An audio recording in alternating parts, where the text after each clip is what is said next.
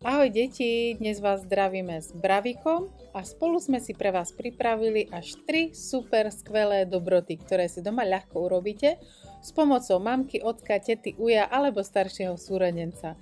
Dnes si vyrobíme gumené medvedíky, čokoládové guličky a točenú jahodovú banánovú zmrzku. Ja a Bravik sme pripravení, tak poďme rovno na prvý recept. Gumené medvedíky budeme potrebovať ovocnú šťavu, ktorú si najprv odšťavíme, 2 pomaranče, 1 hrnček ananásu a 1 mrkvu pre zdravé očká.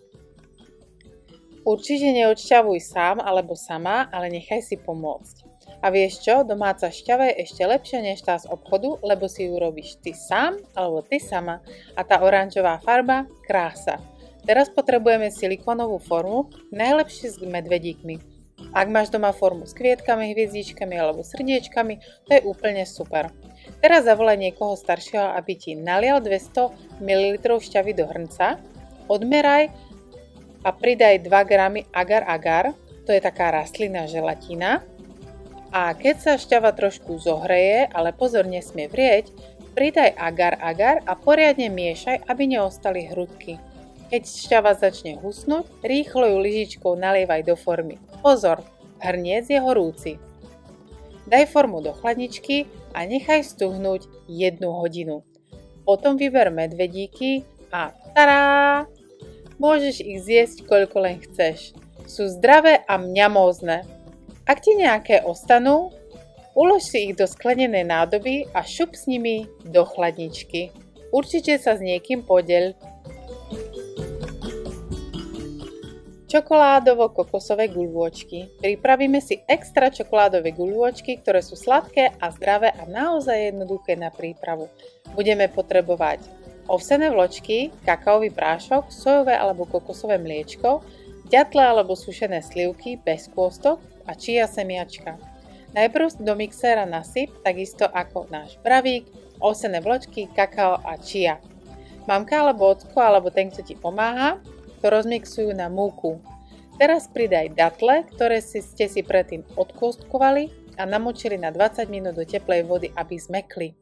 Počas mixovania pomaly prilievaj mliečko, až kým z toho nebude také lepivé testíčko.